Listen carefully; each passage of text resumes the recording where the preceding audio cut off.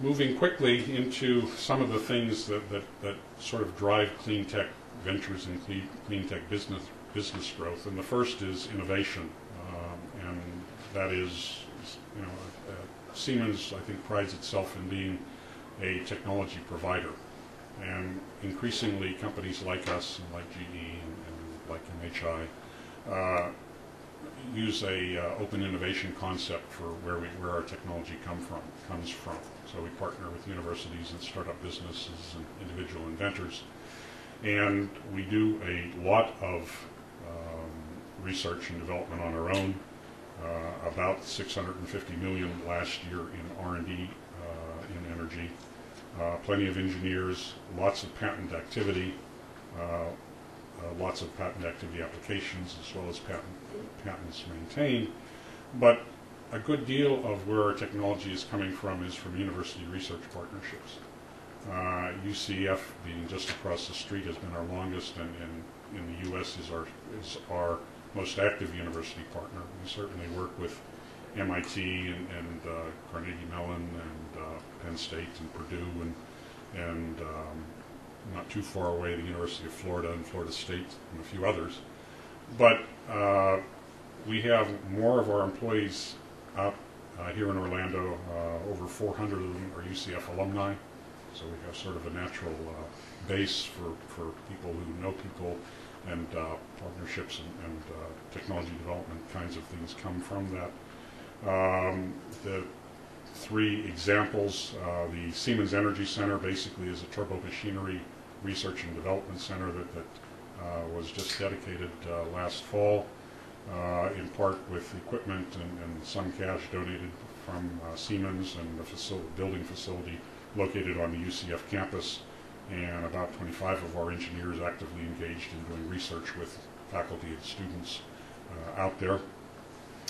Also, last fall, the Florida Center for Advanced Aero Propulsion, one of the state's centers of excellence, had its kickoff meeting, and Siemens was pleased to provide at least moral support up to date for that center, consortium of UCF, Florida State, the University of Florida, and Embry-Riddle, I think that's all of them, to again look at turbo machinery technologies and aero propulsion technologies that support both NASA's mission and the mission of rotating equipment suppliers like us and like MHI.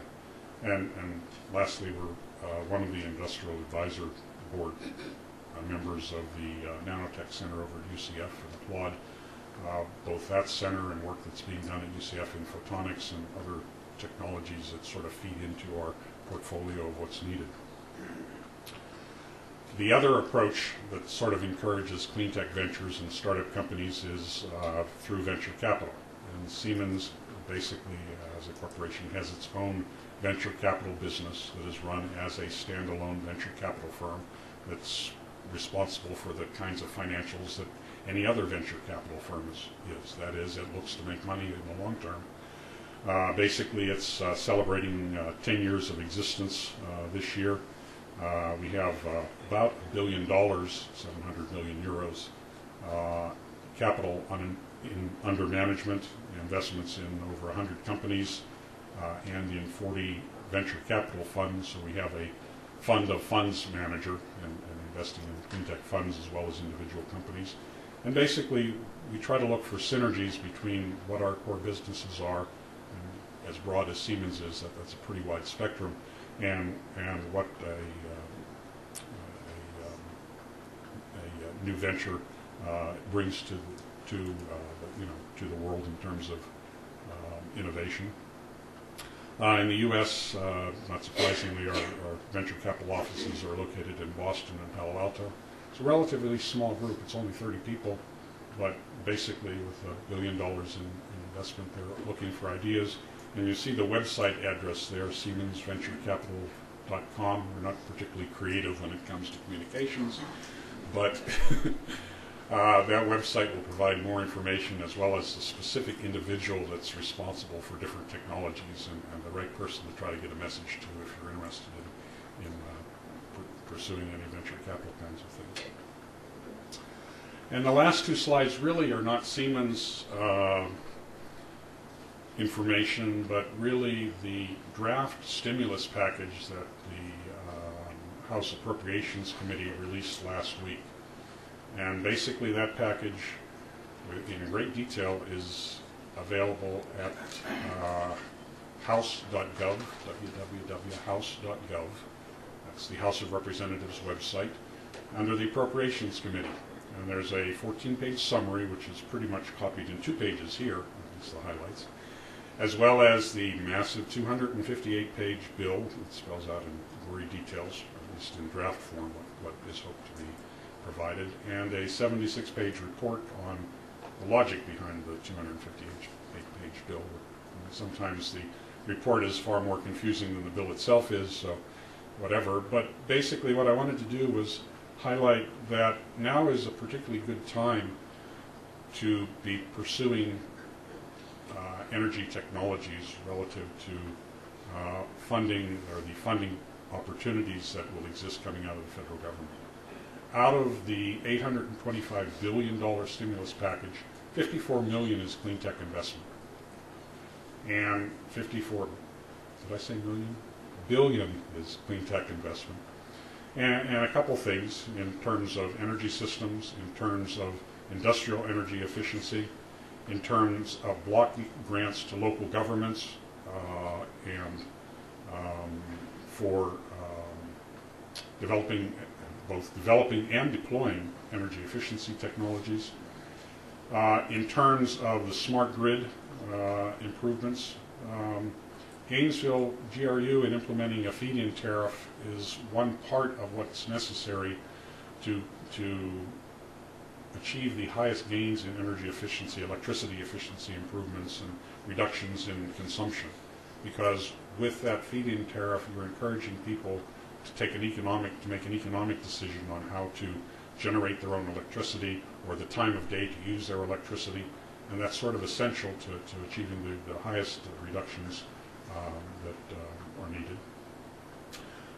In addition to that, there are grants and loans to businesses relative to implementation of energy efficiency. So, and then one area in particular that may be of interest to startup companies that have technologies focused on energy is of the science. Basically, the Obama administration hopes to, or at least is saying that they want to double the amount of funding for research and development. One piece of that is a $1.9 billion line item for basic science research, and included in that is a $400 million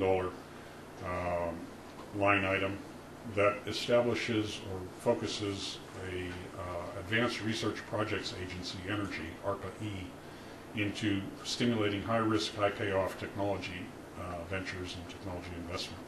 That is for both big companies like Siemens and certainly for innovative companies and startups, a fund that will certainly exceed what's available in the SBIR kind of funding regime for moving from those first ideas, the proof of principle kind of stuff, into implementation. That will be administered very much like DARPA, which is the Defense Advanced Research Projects Agency, and certainly will have competitive submittals and proposals and grants and all that other kind of stuff. But for energy innovation in particular, that's a new pool of money that certainly should not be overlooked. There's also a host of tax credits. For us, what is important if you're built in the wind energy industry is the production tax credit, which until this, the American Recovery and Reinvestment Act, had been renewed on an annual basis. Well, if we want to put in a factory to build wind turbines, that's a 2-year construction cycle for putting in the factory, and another 3 years worth of order cycle kinds of stuff for sort of trying to pin down the demand that our customers will have for wind turbines. So a 3-year as a minimum, and hopefully longer than that, 5-year kind of extension on the tax credit that comes from producing wind energy is important, not so much to Siemens, but to our customers, because it allows them to make those longer-term kinds of decisions. The Europeans, instead of going the route of a tax credit, do what GRU did in Gainesville for the first time, they put in a feed-in tariff. That basically means that for a period of time, and I believe it's 20 years, a sales rate for electricity is guaranteed, and hence if you're an investment banker or certainly the business manager of a company that wants to generate electricity, you have no uncertainty relative to what your source of revenue is going to be. So certainly feed-in tariffs are better than production tax credits, but at least both are in the right direction with regard to encouraging renewables and those kinds of things. So technology partnerships, venture capital funding, and federal funding through both the stimulus and through the normal federal channels, I think are three ways that we see as clean tech being encouraged throughout the U.S. and certainly here in Orange County. So with that, I'll wrap up in 20 minutes and certainly be happy to take any questions. What was the website for the grant bill? Yes, the website for the House of Representatives is www.house.gov, and you'll see a link to the Appropriations Committee that will take you to, I'm sure, the biggest headline on the page, which is the stimulus bill. The 100 jobs in wind energy that are here in Orlando, what kind of jobs are those? Those are all, well, they're all professional engineering people. Design. And, Design. Yes, design. There are some purchasing managers and procurement people, but pretty much it's a high-tech white-collar. There are 100 high-tech white-collar jobs. You're looking at the Siemens Venture Fund. I mean, would you encourage some of our clean tech startups that have received some angel funding to look at the Siemens Venture Fund as a possibility? Certainly. Other than the name Siemens in front of it, it is like any other venture capital company. That is, it's interested in investing in ventures that show promise. The two things that are different are, first of all, that it is focused typically on products that complement Siemens' existing businesses. And again, if everything from hearing aids to gigantic wind turbines and that kind of stuff, so it's a very broad spectrum. And secondly, our tolerance, because it's part of a $100 billion a year company, is a little bit longer in terms of the payoffs that are in our screening criteria. Is there a preference for companies in communities where Siemens has a presence? No, I don't think I can say that. I think basically it's what the innovator's bringing to the party that's of most importance, and where they're situated in their particular market. Their market opportunity space. That's an opportunity. Sure. Are there opportunities for women and minority-owned businesses in general? In terms of venture capital, I think it's another criteria, but I wouldn't say that there's really any particular preference. Certainly, Siemens here in Orlando is sort of like the United Nations relative to our makeup of employees and staff and those kinds of things. I think typically we are toward the high end of the list in Orlando relative to good places for family members to work and that kind of stuff. We certainly encourage women and minority-owned businesses to, let's say, try to supply to our company relative to sourcing and other kinds of things like that.